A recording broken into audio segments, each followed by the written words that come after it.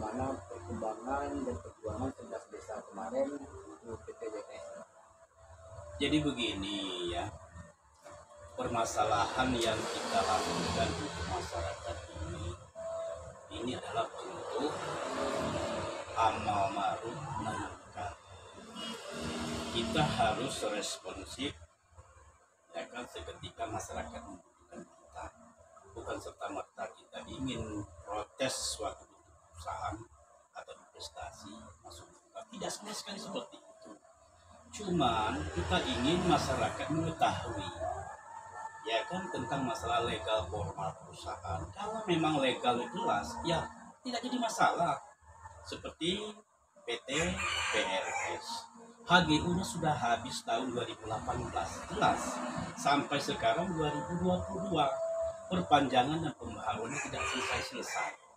Nah, seketika perusahaan tersebut tidak memiliki sertifikat, maka hak jaminan hukum dan hak kepastian hukum, hak mendapatkan manfaat dari lahan, ya, seperti panen sawit, ya, itu tidak melekat lagi di perusahaan tersebut. Ini diatur oleh Peraturan Menteri ATR nomor 7 tahun 2007, jelas, ya kan, di pasal 39. Ya, pemerintah harus mengetahui ini, harus membaca itu.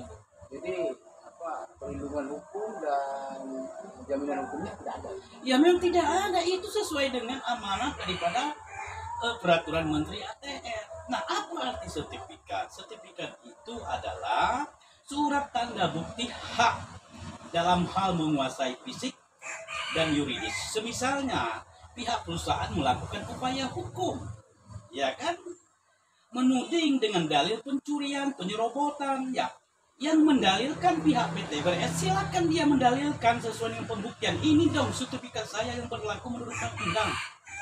Baru proses hukum bisa berjalan. Nah, ketika sekarang mereka lakukan misal tudingan, ini misalnya, saya tidak pernah menyarankan, ini misalnya mereka melakukan bentuk pelaporan, penyerobatan tanah, atau kan seperti itu kan, nah, seperti pencurian. Nah, mereka yang mendalilkan, mereka yang membuktikan bahwa lahan tersebut memang dia yang memiliki. Nah, seperti izin usaha perkebunan itu bukan dasar hak alas hak mereka menguasai lahan, tidak seperti itu. Oke Pak Sang, jadi di sini nih kita kemarin saya juga itu di rapat forum, katanya ada beberapa perusahaan lagi yang tidak jelas legalitasnya atau tidak memiliki bisa juga dilihat di forum kemarin. Itu PT apa aja? Nah, inilah arti kata kegunaannya hadirnya kita dalam permasalahan konflik-konflik agraria, dalam permasalahan legal formal perusahaan, ya kan? Ini gunanya kita hadir. Sebab apa? Kemungkinan yang lain ingin melakukan seperti ini, mungkin mereka tidak mengetahui, bukan tidak tahu, mungkin belum mengetahui. Contoh seperti PT RAA, ya. PT RAA beraktivitas di Bengkulu Utara jelas, ya kan, masalah batas Bengkulu Utara itu Pabu 041 dan Pabu 040. Nah, di atas Pabu itu ada lahan perkebunan yang sudah diakui oleh pihak manajemen perusahaan, tidak memiliki tidak memiliki sertifikat HGU, tidak memiliki dokumen rencana kegiatan seperti UKL. Mereka tuh UKL. Itu pidana. Itu pidana itu. Nah, cuman anehnya kita nih boleh katakan di Provinsi Bengkulu, saya tidak mengatakan perusahaan P, yang berani saya katakan PT RAA, ya. PT RAA tidak bisa melakukan apa-apa, tidak bisa melakukan upaya hukum. Sebab legalnya tidak ada. Seharusnya pihak penegak hukum ini dulu diproses dulu. Sebab kita tidak pernah mendengar yang namanya di Bengkulu Utara, ya kan, di Provinsi Bengkulu yang namanya manajemen perusahaan di penjara, ya kan, gara-gara beraktivitas melawan hukum. Ya, tabu kita dengar, jarang kita dengar. Yang menjadi persoalan sekarang ini, ya kan, konflik agraria, masyarakatlah yang menjadi korban regulasi. Seperti itu, Pak. Nah, korban regulasi. Nah, kalau dugaan saya, kenapa kok bisa seperti ini? Ini adalah trik menurut saya nih. Trik suatu bentuk yang dilakukan oleh pihak perusahaan agar terciptanya shock terapi di tengah-tengah masyarakat. Nah, dengan tujuan agar masyarakat menyatakan bahwa mereka melakukan suatu kegiatan itu sesuai dengan peraturan dan perundang-undangan. Lah, ini jelas, ya.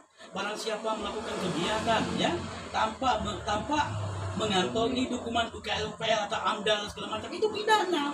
Tidak tanggung-tanggung pidana tersebut, ya. Itu 5 tahun termasuk pidana. Nah, tapi lucunya nggak pernah ada. Ini saya siap buktikan ini seperti PT RA nya. Ini rencana saya akan saya laporkan ke Mabes Polri, ke Propam RI dan Kompolnas, ya kan, termasuk Kementerian Perkebunan, ya, Menteri ATR, insya Allah sebetulnya akan saya laporkan, ya kan.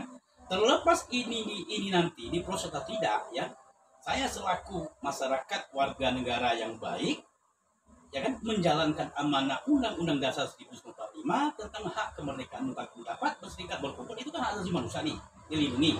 Nah, ini sebenarnya harus disosialisasikan dengan masyarakat agar masyarakat itu tumbuh dan berani, ya, seperti itu. Saya juga tertarik tadi katanya ada batas-batas wilayah Bogor Utara dan Benteng. Ini izinnya 2 berarti ya?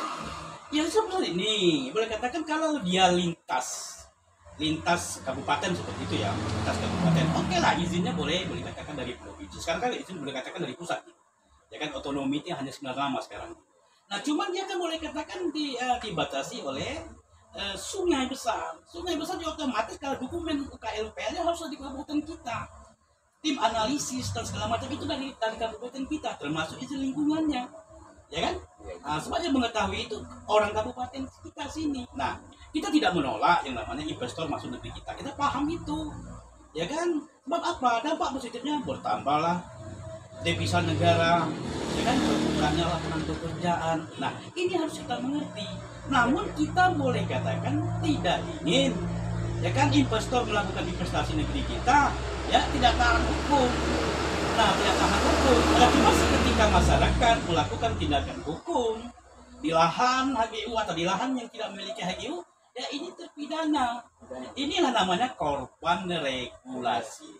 Ya memang betul ya, ini omongan kita saja ya. Yang namanya cecak lawan buaya itu udah booming sekarang nih, udah viral nih, ya kan? Masyarakat dituding mencuri kelapa sawit, ya, macam. Nah, sementara mereka tidak punya, boleh katakan, legal standingnya apa nih? Nah, seharusnya kan ini loh lahan saya dicuri si A, ya kan? Bukti kepemilikan. Bukti kepemilikan, bukti penguasaan lahan saya ini, bahwa nanti di persidangan pas. Misalnya saya nih Pak, contohnya saya punya motor nih Pak, motor saya hilang, saya lapor ke polisi, saya tidak ada STNK atau PPKB, apakah bisa diproses? Ya tidak bisa diproses, bisa-bisa boleh katakan bapak Penipuan, yang publik, mendalil, ya, memberi keterangan palsu, kan seperti itu nah itu. Oke, saya kira itu aja Pak untuk sementara. Untuk sebentar lagi ada beberapa perusahaan perkebunan lagi ya.